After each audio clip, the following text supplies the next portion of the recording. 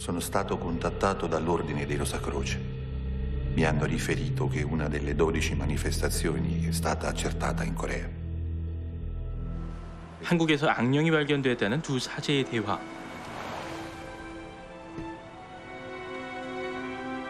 김범신 베드로 신부라고 신학교 시절부터 다들 소위 꼴통이라고. 그 악령의 존재를 믿고 있는 교계의 아웃사이더 김신부는 악령을 쫓는 구마의식을 허가받기 위해 주교를 찾았습니다. 부마자 이영신이라는 평범한 여고생입니다. 김신부는 주교와 다른 신부들을 설득하기 위해 장미 십자회와 12형상에 관한 얘기까지 꺼냈지만 그렇다면 분명 장미 십자회에서 추적 넘버를 매겨 쫓고 있는 12형상들 중에 하나입니다. 돌아오는 건 비웃음뿐. 김신부는 다시 진지하게 간청하죠. 지금 한 아이가 고통받고 있습니다. 그냥 모른 척 하실 겁니까? 찬성도 반대도 아닌 애매모호한 주교의 허가로 구마의식을 진행하게 된 김신부. 모르겠고요. 다음 단계는 구마의식을 도울 보조사제를 찾는 일입니다. 구마예식 보조사제라. 보조사제는 구마사의 말을 번역해야 하기 때문에 라틴어, 독일어, 중국어에 능통해야 하고 민첩하고 용감하고 대범한 성격을 가져야 한다. 이런저런 조건을 내세워 고르는 척 해보지만 애초에 다른 후보는 언급조차 하지 않는 영화. 그렇게 거의 내정되다시피 한 보조사제는 7학년 최준호 아가토. 줄여서 최부재입니다. 보조사제로 돕고 있는 그 수사 한 명이 저 사정이 생겼나 봐. 설마 제가? 별거 아니야. 그냥 신부님 따라다니면 돼. 보조사제 보조. 뭔가 음모를 꾸미고 있는 것 같아. 왜 제가? 실제로 악역 있는 것처럼. 악역인 것 같아. 저분이야? 12형상이? 이런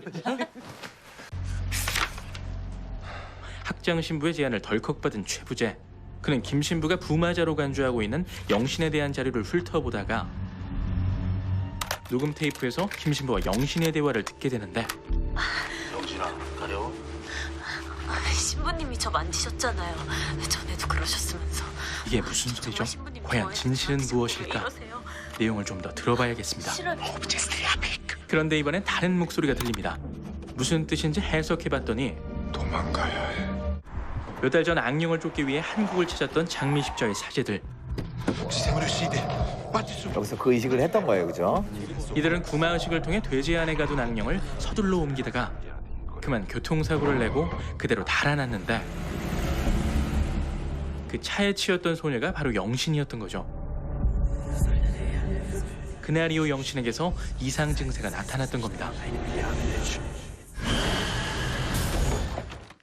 한편 끔찍한 악몽에서 깨어난 최부재는 네가 나 좀 도와줘야겠다. 김신부의 호출을 받고 구마의식의 준비물부터 챙겼습니다. 아 이제 겨우 정들었는데. 프란치스코의 종이라고. 수도승들이 악귀가 들린 숲을 지날 때 그 종을 치면서 지나갔다고 하더군요. 악령을 봉인할 돼지와 악귀들이 두려워한다는 프란치스코의 종을 들고 김신부를 만나러 온 최부재. 최준호 부장입니다. 야, 그 돼지는 그 밖에다 좀 묶어놔라. 그 삼겹살집에 돼지를 데리고 양심도 없냐? 참고로 신부님들은 술 담배를 다 하세요. 그러니까 저도 네. 놈들은 범죄자랑 비슷해. 자기 존재가 알려지면 깊숙이 숨어버려. 들키는 순간 반은 증거나 다름없거든. 김신부의 간단한 사전 설명이 끝나고 곧바로 서울시내 한복판 영신의 집으로 향한 검은 사제들. 여기야? 영신의 집이 서울시내 한복판인 것도 너무 좋은 거 같아요. 맞아. 그 명동 뒷골목이잖아요. 근데 사실 거기에는 명동성당이라는 상징적인 장소도 있고 서울의 딱 중심부에서 벌어지는데 맞아요. 되게 가까이에 있는 거예요. 보조사제 녹음 시작하겠습니다. 드디어 시작된 구마의식. 신부님, 저 이거 좀 풀어주시면 안 돼요? 혼수 상태 영신이 깨어난 걸까? 두 사제는 영신의 얘기를 무시하고 계속 기도문을 외우는데 봐도 놀래. 악령이 서서히 모습을 드러냅니다. 악령들이 치를 떤다는 바흐의 음악을 틀고 다시 구마의식을 진행하는 두 사제. 구하시며 빛을 발하는 대천사들과 모든 당신의 성인들의 이름으로 간구하나이다.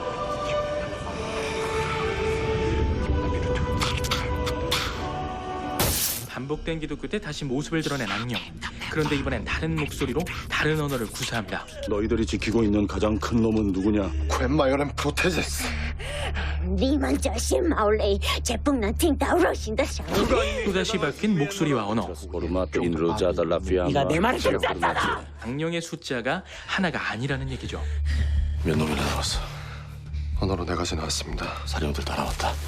4번 선수. 어학원 출신 악령인 거죠. 파고다가 가까울 거예요, 저기 아마. 구마의식의 목적은 악령의 이름을 알아내 구마자의 몸에서 내쫓는 것. 이제 그 악령의 이름을 알아내야겠습니다.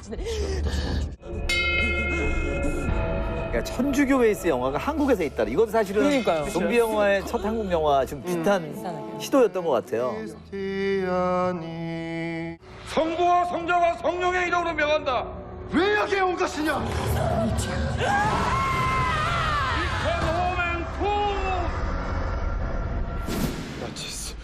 영화 검은 사제들의 가장 큰 성취는 그동안 한국 영화에서 흔치 않았던 오컬트 장르의 가능성을 보여줬다는 데 있습니다. 외국의 오컬트 영화를 통해 익숙하게 접했던 장면들이 서울 시내 한복판을 무대로 펼쳐져도 최소한 어색하지는 않았다는 거죠. 그렇게 보일 수 있었던 데에는 군데군데 한국적 정서를 가미한 감독의 연출력도 한몫했지만 가장 큰 이유는 세 배우의 연기 호흡에서 뿜어져 나오는 진중함이 아닐까 싶은데요. 영화의 절반가량이 구마의식으로 채워진 만큼 세 배우의 연기력과 호흡이 무엇보다 중요했는데 그 어려운 걸 가뿐히 해낸 느낌이죠.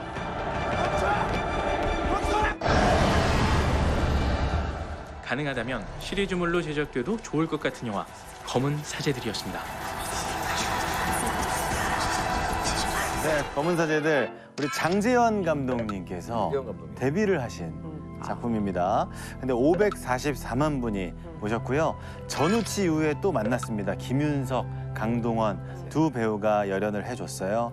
그리고 이 댓글은 뭐 앞선 부산행과 또 같은 메시지인 것 같기도 한데요. 이런 한국에서 거의 사용하지 않는 소재를 가지고 영화를 만들었다는 것만으로도 박수를 쳐주고 싶다라는 평이 있었습니다.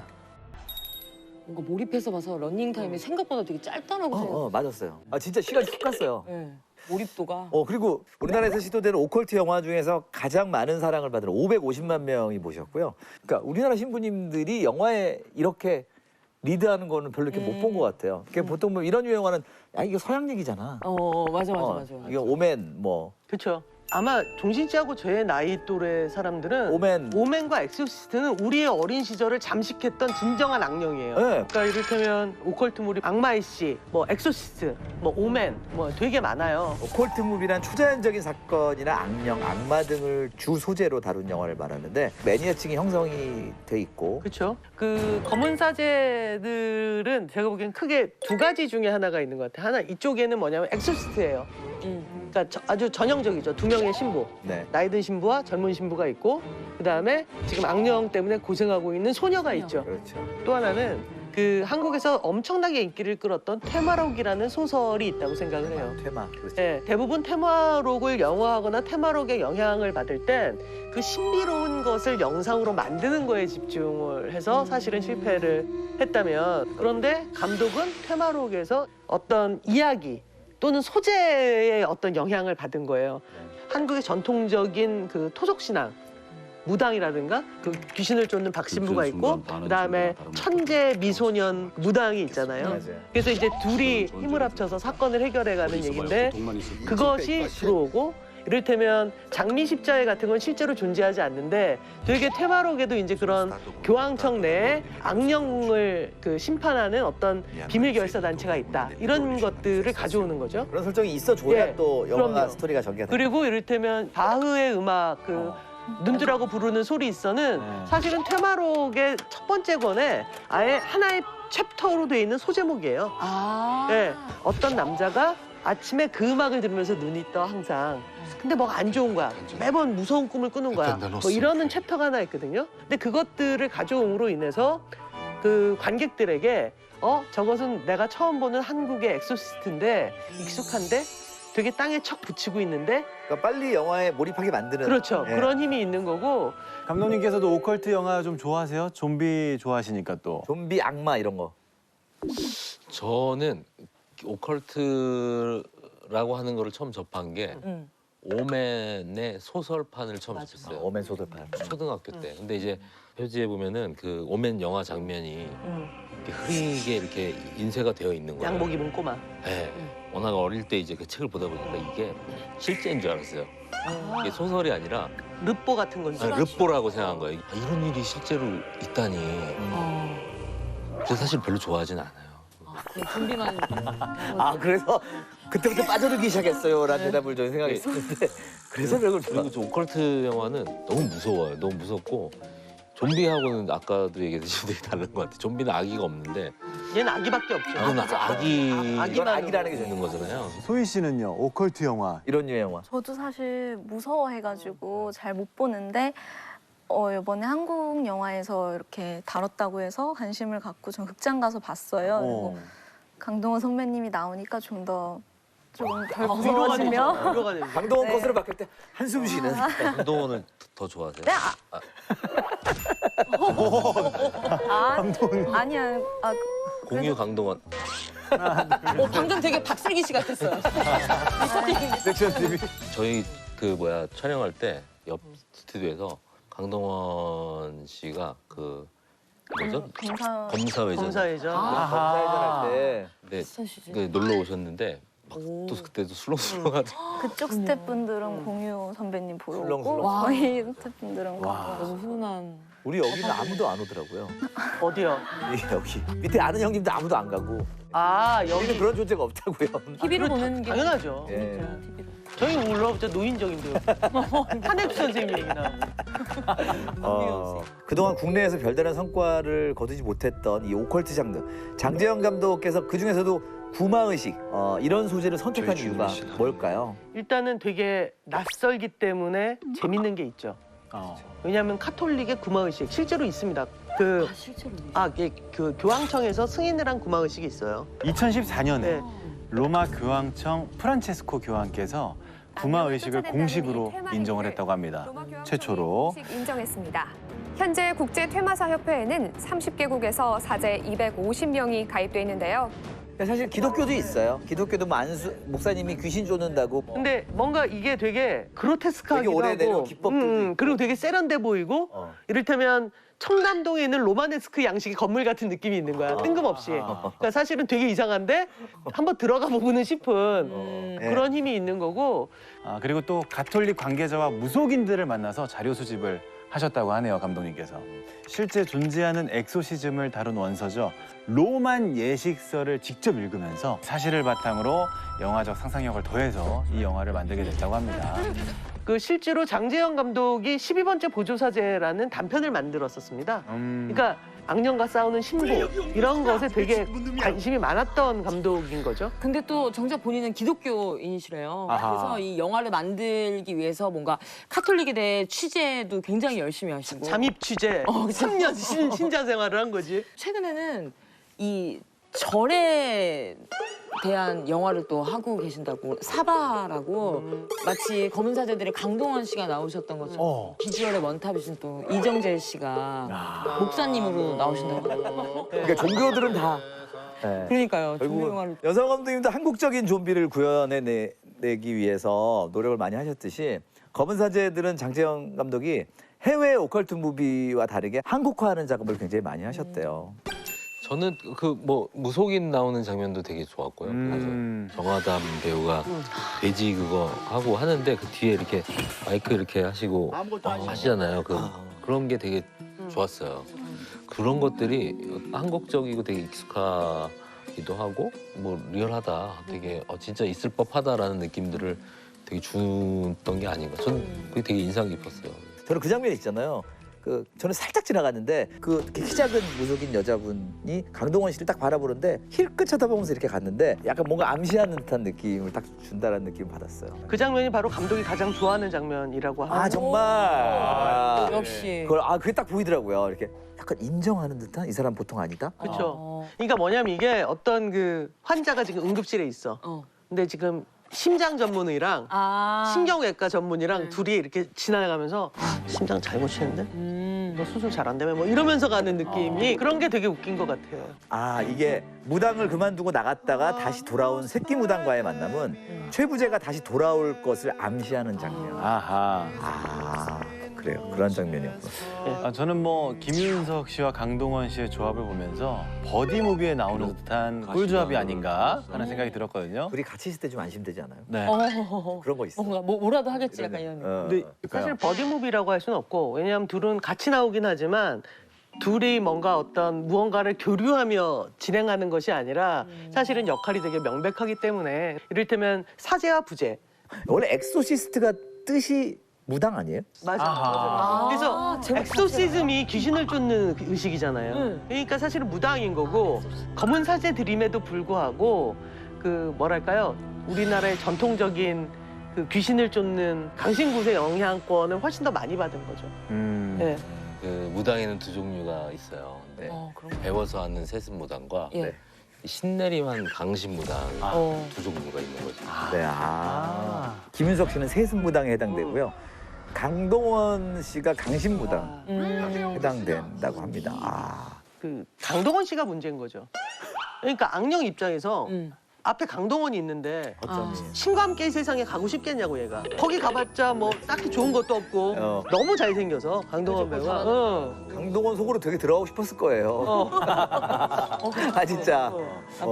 근데 또 이 영화 개봉 당시에는 이제 강동원 배우님께서 아무래도 이제 또 사제복, 옷빨이 또 너무 좋기 때문에 멋있음 있지 않아? 사제복 입으면. 근데 강동원 씨가 늘 영화에서 입었던 그 옷이 그 검사회전에는 죄수복도 그랬고 또 군도에서도 한복도 그랬고 늘 그가 뭔가 의복을 입었을 때 그 미스터 유니폼.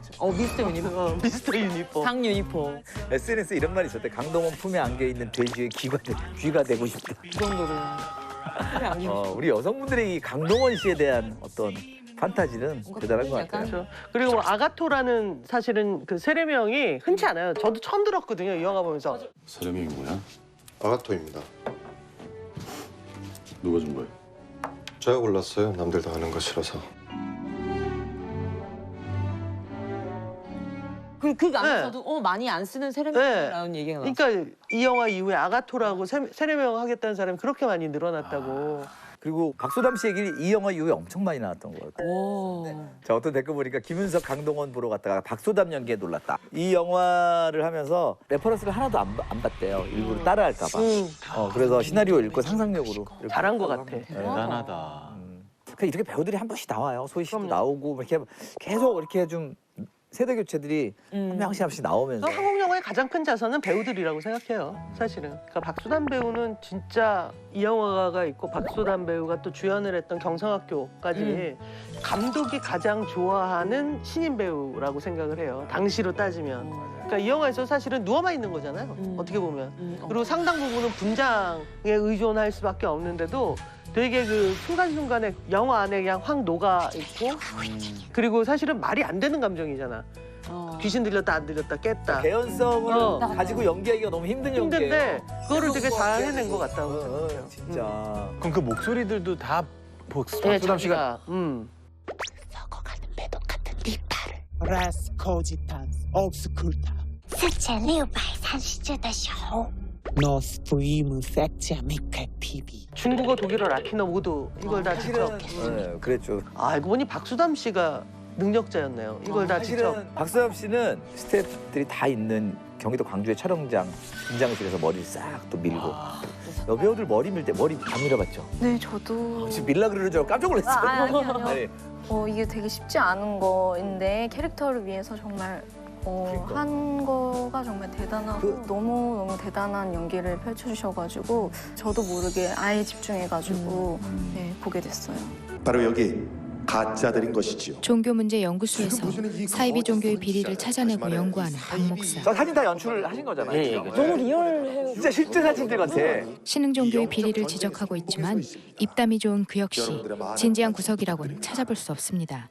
후원 계좌들을 등지고 강의하던 박 목사. 박웅재는 사입이다! 사이다! 예상하듯 각 종교단체로부터 연구활동에 위협을 받기도 하죠. 박 목사가 주시하고 있던 신흥 종교단체 사슴동산. 태백과 정선 두 곳에 위치하고 있습니다. 그중 태백의 사슴동산에 전도사 요셉을 투입시켜 정보를 캐내고 있죠. 목사님 원래 불교에서는 부처나 보살 모시지 않아요? 그렇지. 근데 여기는 장부님을 모셔요. 근데 이 영화가 좀 그래도 조금은 스피디하게 볼 수 있었던 게 이정재 씨 역할이 컸던 것 같아요. 이정재 씨 나오면 마음이 좀 편해지네. 맞아요. 한편 강원도 영월에서 방금 공사를 끝낸 터널 벽면에 살해된 채 유기된 사체 항구가 발견됩니다. 부검 중 사체의 입속에서 발견된 팥과 부적들. 그리고 예전에요. 비슷한 게 좀 있었던 것 같아서요. 발견된 시신은 2년 전 실종됐던 동강여중 박 모양으로 추정되고 있습니다. 살해 용의자로 추정되는 레미콘 기사 김철진이 누군가와 수상한 대화를 주고받습니다. 고개를 들어 등불을 보아라. 무릎을 꿇어라. 눈물을 닦고 진리의 이런 경전의 말 같은 것도 직접 다 쓰시는 예. 거의 뭐 종교 하나를 거의 재창조하다시피. 그 교회 3대 요소가 뭡니까? 사슴동산을 조사하던 박 목사에게 고등학교 후배였던 혜안 스님이 중요한 단서를 제공합니다. 신흥 종교라면 분명 지들이 쓰는 경전이 있을 거예요. 자체적으로 해석하거나 아니면 불인가 경전을 쓸 경우. 그래야 너희 쪽 종단 집행부에서도 압력을 넣을 명분이 생긴다. 빙고. 어김없이 요셉과 함께 사슴동산의 비리를 찾고 있던 박 목사. 요셉이 경전을 찾아보기 위해 이곳저곳을 둘러보던 중 경찰들이 그곳으로 몰려듭니다. 잘못 오신 것 같아요. 여긴 그냥 법당입니다. 용의자를 추적하던 경찰 곁에서 박 목사는 또 하나의 단서를 수집하죠. 김철진. 제천. 감독님 저런 디테일들이 너무 좋았어요. 저렇게 진짜 지방에 가면 있을 만한 거기에 있는 맞아요. 제가 지방 출신이라. 왜 그러세요? 장군 아닙니다. 동서남북을 상징하는 사천지왕이에요. 미술이 엄청 좋은 네, 그러니까요. 이장세. 헌팅도 너무 잘했고. 지키는 4명의 수호신. 이렇게 비슷하게 동서남북을 그리면 두 군데가 더 나오죠. 서쪽에 제천, 광목천왕, 남쪽에 단양, 증장천왕.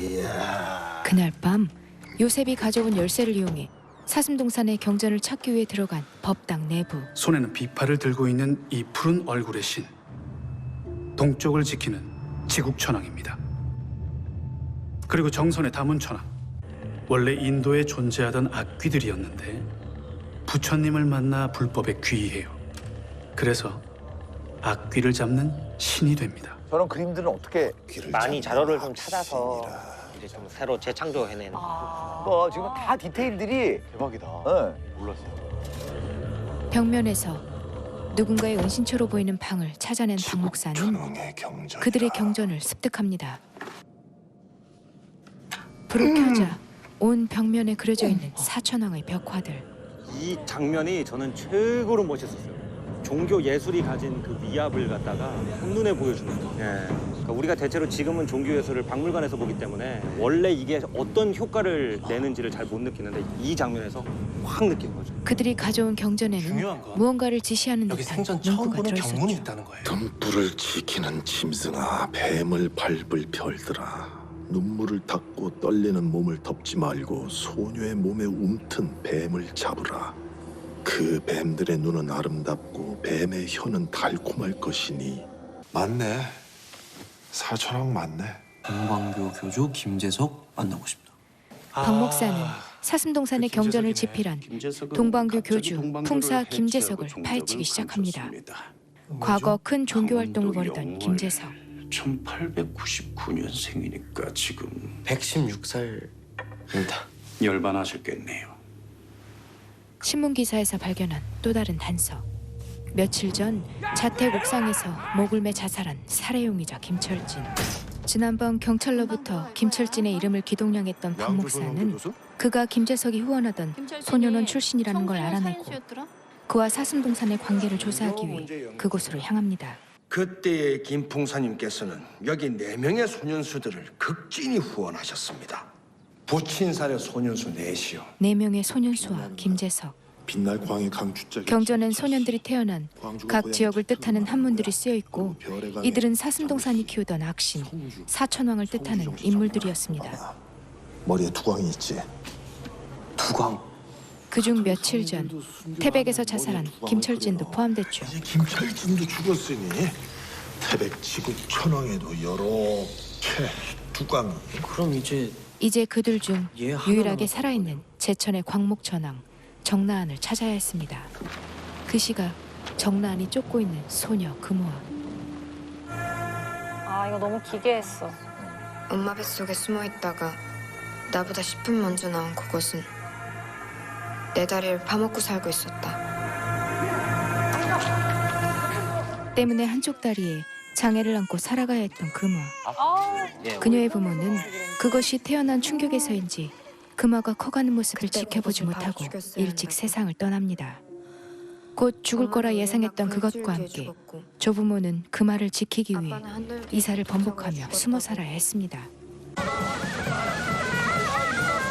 근처 가축장의 소들이 알 수 없는 이유로 죽어나가자 굿판을 벌이는 마을 사람들. 무당이 가리킨 곳은 이 장면 진짜 화려해. 바로 금화의 집이었죠. 사람들이 도통 얼굴도 안 보이고. 개 사육장이 있던 안쪽 창고에서 예사롭지 않은 기운을 감지한 무당이 그곳에 가까이 다가갑니다.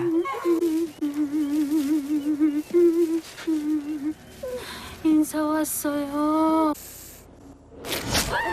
뱀의 수호를 받던 금화의 쌍둥이 언니.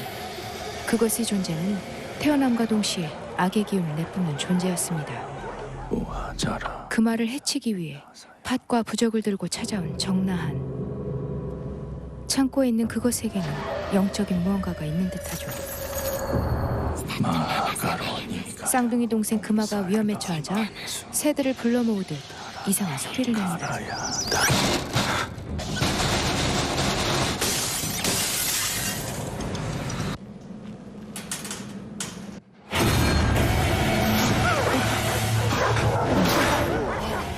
그것과 눈이 마주친 정나은이 기겁하고 그것을 빠져나갑니다. 이제 너의 이름은 광목이야. 넓을 광의 눈목자. 정동환 배우도 한동안 안 나오시다가. 그러니까 우리 어렸을 때 드라마에서 많이 보였던 분인데. 놀랍게도 호흡기를 단 채 살아있던 김재석. 그를 오랫동안 간병하고 있던 제자가 나은을 재촉합니다. 사슴은 불로장생이라는데 왜 이리 연약할까요? 근데 왜 다들 죽을 때 사슴이 자고 있어요. 실제로 저런 장면들 찍을 때 이제 뭐 동물 협회라든지 이런 신경 수의사님이 직접 오셔서 그렇지. 그 재울 때까지 기다렸다가 딸기잼 바르고. 되게 귀엽게 찍으셨네. 네. 속지 마세요. 그 애가 뱀입니다. 금화가 어른이 되던 그날 그것의 온몸에 자랐던 털도 빠집니다. 김재석을 찾아가 반드시 뱀을 없애겠다는 맹세를 하고 다시 영월로 향한 정나은은 가출하려던 금화를 결국 납치합니다. 한편 해안 스님의 도움으로 과거 김재석에게 중요한 예언을 해준 네팔의 대승 내충템파를 접견할 수 있던 박 목사는 They believe becoming Buddha means overcoming body, immortality, eternal life. A natural enemy will be born in a spot where the light once brought. 100 years from then, and it will turn off the light. 내충템파의 예언을 듣고 그해 영월에서 태어난 모든 소녀들을 자신이 길러낸 사천왕을 통해 살해해왔던 김재석. 그러니까 저런 게 이제 불사의 존재다 보니까 악 같은 것들이 일제 시대부터 이렇게 쭉 이어져 온다고 하는 게 굉장히 소름 끼치는. 1999년 영월에서 태어난 여자 아이들. 영월에서 태어난 99년생의 여자 아이들. 그 시각 자신을 죽이려던 정나은에게 금화가 말을 걸어옵니다. 쌍둥이 언니인데요. 저랑 같이 태어났으니까 언니도 악이네요. 드디어 그것과 마주한 정나은. 난 이거 보고 신기해. 소름이 돋는. 네가 아비라 부르는 자의 표식을 확인해라. 복잡함과 두려움에 혼란스러워진 그는 이를 그대로 진행할 수 없었습니다. 그 자가 곧 뱀이니라. 그자를 죽여라. 무엇이 진짜인지 직접 확인하기로 한 정나은. 호흡기를 달고 누워있던 건 6개의 손가락. 육손을 가진 진짜 김재석이 아니었죠. 저 코끼리 눈을 한번 봐봐요. 어떤가요? 김재석의 제자였던 그가 흔들리고 있는 정나은의 필요성이 사라지자 그를 쏴버리고 직접 그것을 죽이려 나섭니다. 우리 명이 많이 늙었네. 정나은은 자신을 태우고 김재석을 추격하던 박 목사에게 그것의 존재를 알려줍니다. 제자라던 그가 바로 늙지 않은 채 영생을 이루려던 풍사 김재석이었죠. 제자만 그를 만날 수 있어. 완전. 어우, 나 이 사진이 왜 이렇게 소름 돋았어? 유지태 씨는 저런 역 진짜 잘 어울려요. 맞아요. 비밀이 많은 남자. 옛날 올드보이부터 이미 시작이 됐어. 맞아요. 네.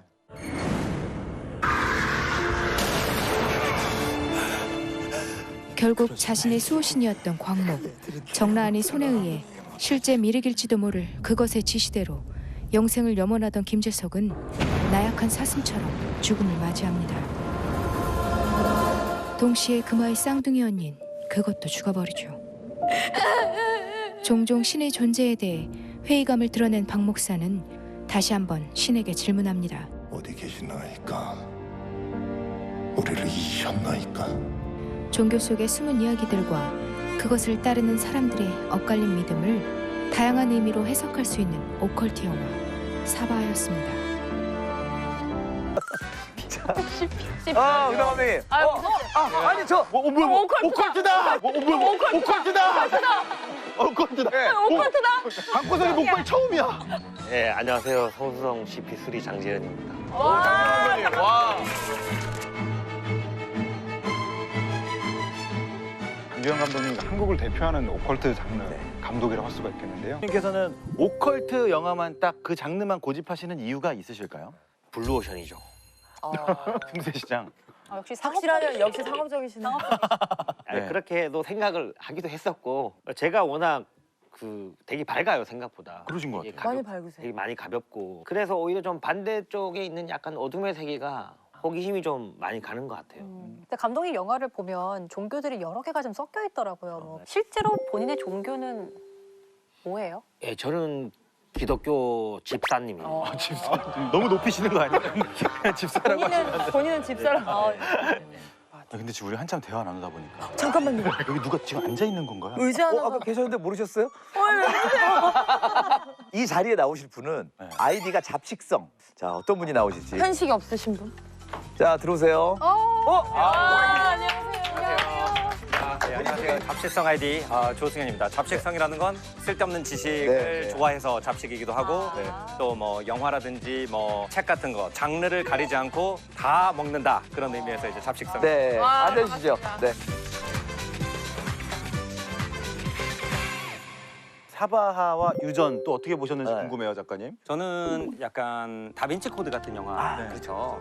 우리 동양 철학이나 문화에도 이게 무슨 뜻이야? 라는 의문을 자아내는 그런 문장들이 충분히 많이 있는데 이런 걸 연결해가지고 다빈치 코드 같은 걸 만들면 정말 재밌는 영화가 되겠다라고 평소에 생각을 하고 있었어요. 근데 이 영화를 딱 보면서 우리나라의 미술사를 가지고 이런 영화가 나왔구나. 그래서 어떻게 저걸 저렇게 연결했지?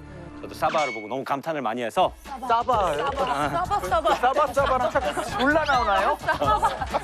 네, 재밌게 봤습니다. 그럼 먼저 장재현 감독의 사바하부터 볼 텐데 어떤 작품인지. 네, 대한민국을 대표하시는 오컬트 감독님이시죠. 장재현 감독님의 두 번째 장편입니다. 우리 먼저 사바하 이 뜻 좀 알려주세요. 이게 불교 천수경에 나오는 이제 주문의 끝에 붙이는 이루어지게 하소서라는 일종의 어미 마지막에 붙이는 기독교의 아멘이랑 비슷한 그런 그래서 사바 이렇게 하는구나. 그렇죠. 그런 저는 약간 처음에 그 제목을 봤을 때 그 기독교와 불교가 얽혀 있는 얘기다 보니까 사바라고 하면은 이제 그 제7일 안식일을 얘기하잖아요. 아, 그래요? 그리고 이제 그 사바라고 발음을 하면은 이제 그건 아랍어로 역시 이 7번째 날이라는 뜻인데 이슬람교는 그거를 그 금요일에 세거든요. 그리고 유태교는 토요일에 세고 기독교는 일요일에 세고 그래서 이게 약간 종교를 상대적으로 바라보는 영화다 보니까 일부러 여러 종교에서 어떤 의미가 있는 단어를 갖다 선택하신 게 아닌가라고 생각을 했었어요. 감독님 어때요? 표정이 이제 표정이 되게 감독님 감독님 약간 표정이 얻어 걸렸다라는 거. 그것까지 알아내실 줄 몰랐습니다. 그래서 놀라신 거구나. 아니 가끔 감독님들이 영화 만들고 평론가분들이나 다른 분들이 생각지도 그런 의도 아니었습니까? 그랬을 때 그래서 그걸 듣고 다른 인터뷰 가서 자기 얘기인 거죠. 이 영화가요 제55회 백상예술대상 감독상 작품상에 노미네이트 됐고요. 특히 여자 이재인 신인 배우 연기상. 같은 경우는 사바의 이재인입니다. 여자 신인 연기상을 수상했습니다. 감사드립니다. 자, 개봉일을 보면 2019년 2월 20일에 했는데요. 이 영화 자체가 이제 선악에 대한 어떤 정의를 내리지 않잖아요. 그래서 세계 사회 정의의 날에 개봉을 했습니다. 네. 자, 그리고 한 줄 평을 보면요. 박정민은 더 이상 루키가 아니다. 믿고 보는 박정민이란 평이 있었고요. 다 인정받았죠 이제. 미보방 미보방. 그리고 이정재는 목사가 될 상이었다. 이미 목사한테 목사가 될 상이다. 재미나네. 자 오늘 트레일러는 영화 전문 유튜버 스카라님이 올려준 역시 오컬트에는 스카라님이죠. 음성이 맞아.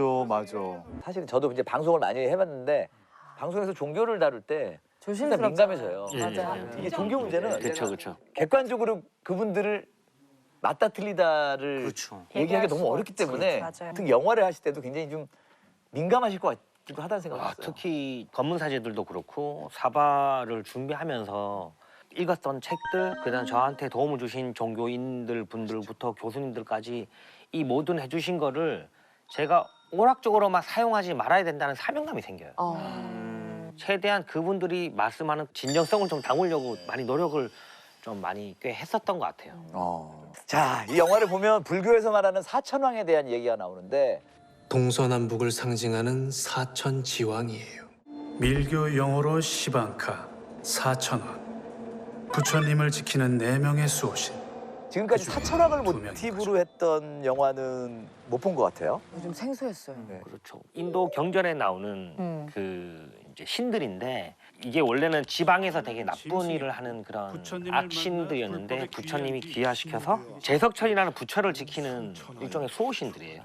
불교의 군인 장군들 같은 그런 개념이죠. 그 내 친구가 원래는 좀 나쁜 존재였다가 뒤에서 전투를 하고 마지막에 이제 부처가 되는 승천을 하는 그런 소년수들의 이야기로 같이 접목을 시켰죠.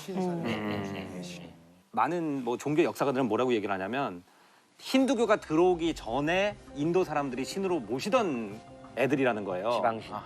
근데 이제 힌두교가 들어오면서 이 새로 들어온 그 아리아족이라는 민족의 신인 뭐 인드라, 뭐 비시뉴 이런 신들이 위신이 되고 그 다음에 얘네가 이렇게 아래로 들어가 버린 거예요. 그러니까 이게 그 두 민족의 관계를 갖다 종교를 이렇게 오버랩 시켜버린 거잖아요. 사람 얘기네요 다. 그렇죠. 사람 얘기 때문에 신의 서열이 바뀌고. 그러니까요. 그래서 사천왕을 갖다가 쓰신 거라고 생각을 했어요. 이게 이렇게 다른 문화가 들어오면은 옛날에 신이었던 게 악마가 되고 뭐 이런 것들을 보여주려고 하신 게 아닌가. 감독님 이런 것까지 맞추실지 몰랐죠? 대단해. 오늘 감독님 많이 얻어가시네. 감독이 지금 약간 그것까지 안 하려더니 하는 표정이 있는 것 같아서 대답을 고민하신다는 느낌이 들었어요. 너무 간 것 같은데. 아주 정확했어요. 푸시 하나 틀리지 않고. 정확했대. 감독님 생각 너무 치밀하세요. 야, 역시 이렇게 깊은 분이셨다니. 그 정란 역을 맡은 박정 배우는 그 사천왕 중에서 광목천왕을 대입시킨 인물 같은데요. 이제 너의 이름은 광목이야. 넓을 광의 눈목자. 서쪽 귀신들을 잡는 용맹한 장군이다. 그럼 이름도 의미가 있어요. 정나한. 그렇죠. 나한 이름이, 아라한. 아라한에서 불교의 아라한에서 온 어떻게 보면 깨달은 자. 그렇죠. 깨달은 자에 대한 좀 암시죠. 이름 자체가. 박정민 배우는 제가 기사에서 이렇게 표현했던 것 같은데 이 텍스트를 진짜로 만들어주는 배우예요. 그러니까 후반부에 이제 그 헛간에 들어가서 그것을 마주하는 장면이 있는데 그때 이렇게 쳐다보는 장면이 있어요. 맞아. 근데 저는 진짜 영화 찍는 게 가끔은 이렇게 짜릿한 기분도 있구나. 그런 마음까지 들게 해주는. 감독님들은 이런 그림이었으면 좋겠다라고 연기를 상상을 하고 사실 근데 그 구체적으로 구현이 안 되는 거잖아요. 근데 배우가 그거를 상상 이상으로 해낼 때 짜릿하실 것 같아. 그렇죠. 가서 진짜 절하고 싶죠. 기독교인데도 절을 하고 싶으시죠. 이 모든 계획을 세우고 실현시킨 인물이 바로 이제 김재석이라는 인물인데 풍사 김재석은 성불의 극치에 다다른 사람이지요. 등불이다.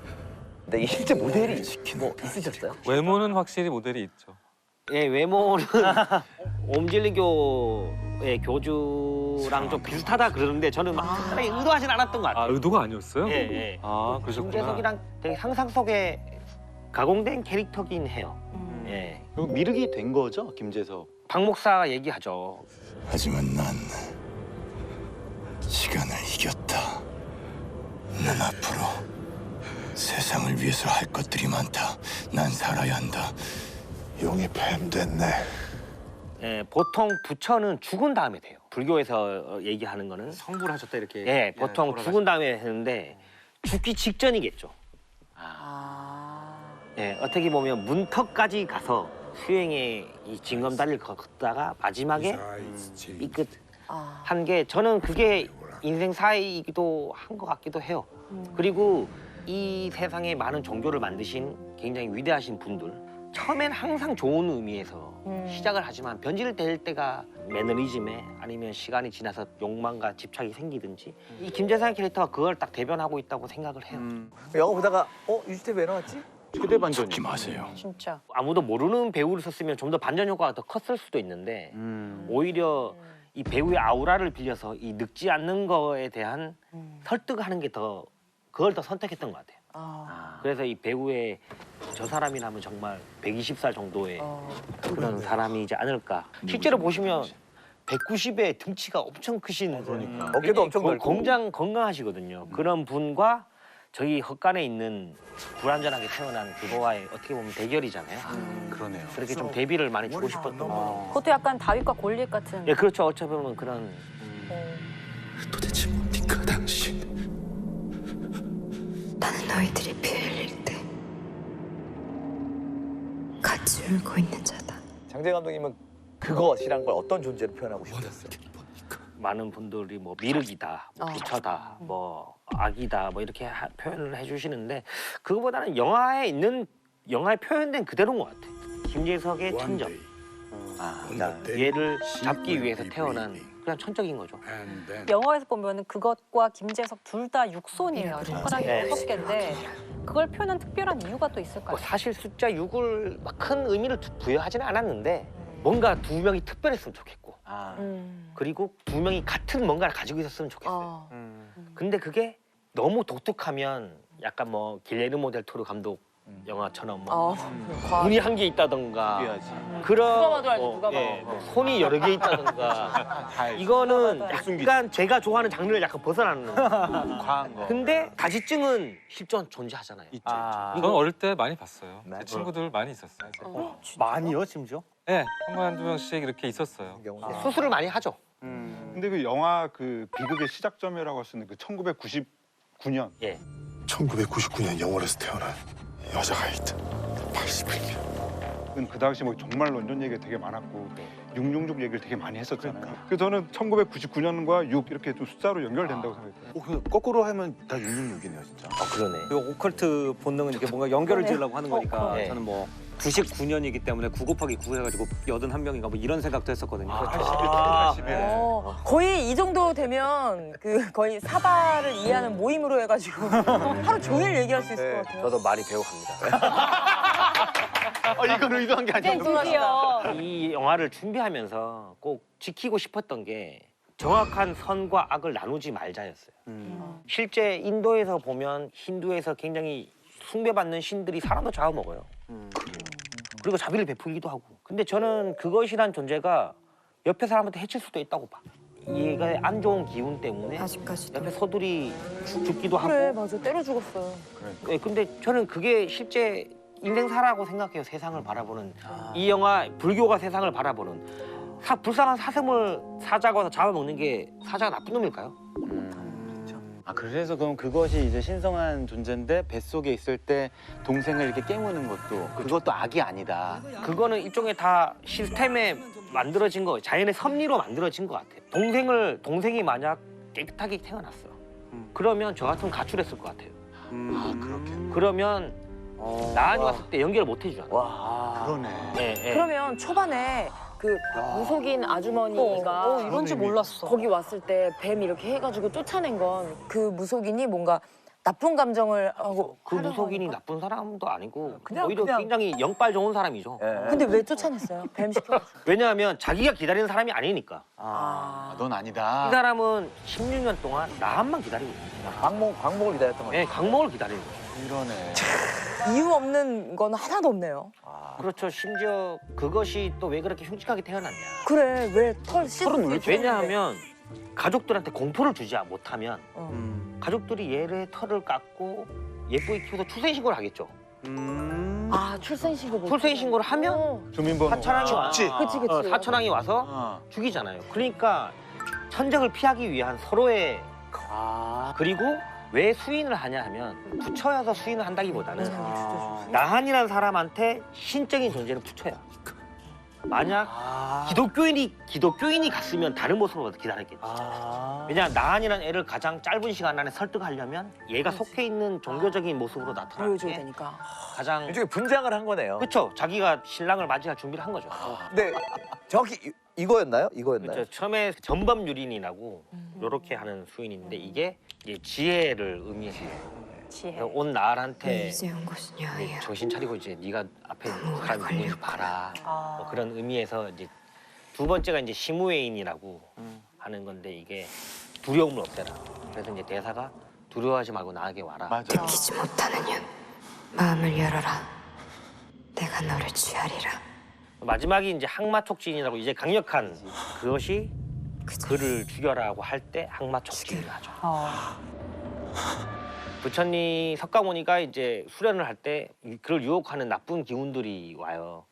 그래서 그거를 물리치라고 울림을 주라고 땅을 딱 가리키는 이게 땅이 울려서 이걸 없애거든요. 네, 네. 지금 노래는 뭐예요? 그 노래는 짜장 우리 아가 엄마 품에 짜장 원래 엄마가 불러주는 그렇죠. 나한의 가장 아킬레스건은 저 끝에 어렸을 때 잠깐 가지고 있는 이 엄마의 기억 그거를 건드림으로써 얘를 이제 무장해제시키는 방법이죠. 사실 약점을 찌르는 거죠. 감독님 대단하신 게 그냥 언뜻 생각나서 질문하면 그게 다 이유가 있으세요. 다 있어요. 저는 그게 이사탕 불렀는데 그게 다 의도된 거 다 있었다는 게 정말 대단하신 것 같아요. 아니 그럼 1인 2역이었잖아요 이재인 배우가. 그 이재은 배우가 그 초등학교 6학년에서 중학교 1학년으로 넘어가던 시기에 바로 이 작품에 출연을 한 건데요. 이 금화 역할을 위해서 정말 수많은 배우들 오디션을 보셨는데 그 목소리에 매혹되셨다고. 그래 목소리가 되게 묘한. 이게 참 시나리오를 쓰다 보면 제일 첫 페이지를 제일 많이 읽게 되잖아요.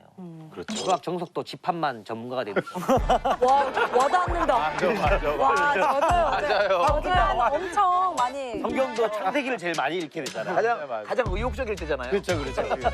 시나리오 첫 대사가 금화의 나레이션이에요. 금화의 나레이션이에요.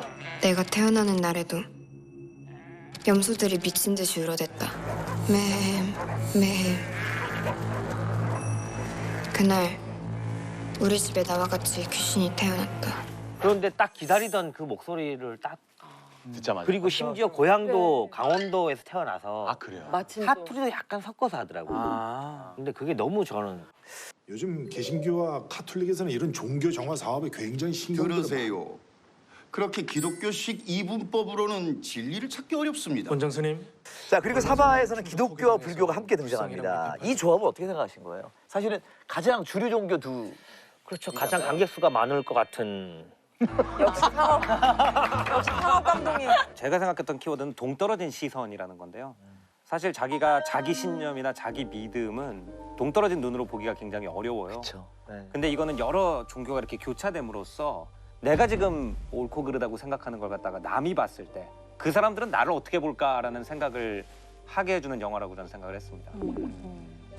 여러 종교들이 함께 섞여 있다고 하는 게 저는 장지현 감독님 영화의 되게 매력 중에 하나라고 생각이 드는데요. 본문을 모티브로 한 부분이 있잖아요. 그렇죠. 그게 마태복음 2장 16절인데 유대아의 왕이 태어났다 이렇게 얘기하니까 그걸 이제 자기 자리를 차지할 거라고 생각을 해서 그 시기에 태어난 아기들을 모조리 죽이는 그 얘기가 있잖아요. 그러니까 여기도 이제 99년에 태어난 아이들이 나를 위협한다라고 그러니까 그 아이들을 싹 죽이는. 완전 헤로당을. 그래서 이제 크리스마스 때 그 얘기를 이제 하잖아요. 요셉아, 크리스마스가 즐거운 날이니? 아기 예수가 태어나기 위해 베들레헴에 수많은 아이들이 죽었거든. 그 죽은 아기들의 얘기를 하는 게 이제 이 영화였다고 저는 생각이 됐어요. 그렇죠. 그 영화 속에서 박 목사를 보면 볼수록 장지연 감독님 약간 페르소나 같은 존재가 아닐까라는 생각을 했거든요. 그러니까 일단 기독교 신자라는 점도 같고요. 뭔가 끊임없이 종교에 대해서 질문하는 그 박 목사의 모습이 바로 그 장지연 감독의 모습이 아닐까라는 생각이 들고요. 어디 계시나이까? 우리를 잊으셨나이까? 어찌하여 당신의 얼굴을 가리시고 그렇게 울고만 계시나이까? 어디 계십니까? 갈로 원망이지 않을까요? 의심이 아니라 원망. 저는 왜냐하면 유신론자거든요. 네. 그 이정재 씨가 저기 중동에서 뭐 다 죽이고 난 다음에 신의 뜻이라고 얘기했던 장면에서 친구 하나가 신학교를 졸업하자마자 결혼해서 남아공으로 선교를 갔어.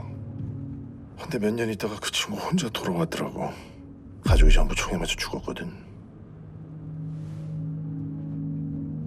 2살 난 아들도 갓 태어난 딸도 그냥 모두 다 죽었어. 근데 범인으로 잡힌 그 13살짜리 무슬림 아이가 한 말이 뭔지 알아? 신의 뜻이라. 약간 울컥하면서 얘기를 하더라고요. 본인 이야기를 남의 이야기처럼 얘기하기 때문에 사실 제일 가슴 아픈 게 어떤 상황도 그 종교를 믿는 사람들 신의 뜻이라고 얘기해버리면 다 이렇게 다 리셋하는 것에 대한 좀 원망? 그렇죠, 원망. 제가 아프리카의 NGO 단체에서 취직을 해서 좀 일을 한 적이 있거든요. 거기에 한국 선교사님이 계셨어요. 근데 그분이 이제 자기 친구 얘기를 해주시더라고요. 근데 선교에서 되게 좋게 막 어려운 사람들 구제 활동도 하고 그러는데 이제 종교적으로 좀 테러, 좀 안 좋은 일을 많이 겪으셨는데 그 선교사님이 저한테 하나님은 뭐 하고 계신지 모르겠다 하고 원망을 하시는데 그게 이제 영화의 중요하게 모티브로 된 마태복음의 그 헤로드 왕의 이야기도 예수가 태어나는데 대신에 저 한편에서는 굉장히 많은 희생이 있었다는 것 자체가 굉장히 좀 아이러니하고 원망이 생기고 그러더라고요. 사실 많은 종교 텍스트의 근본적인 주제는 내가 이렇게 힘들고 내가 당신을 이렇게 부르짖는데 당신 어디 있습니까? 왜 이렇게 침묵하냐라는 질문이거든요. 인류사에 우리를 이렇게 오랫동안 장악하고 있지만 그건 존재하는가? 라는 이 근본적인 질문이 들어있는 너무 흥미롭게 본 영화라고 생각합니다.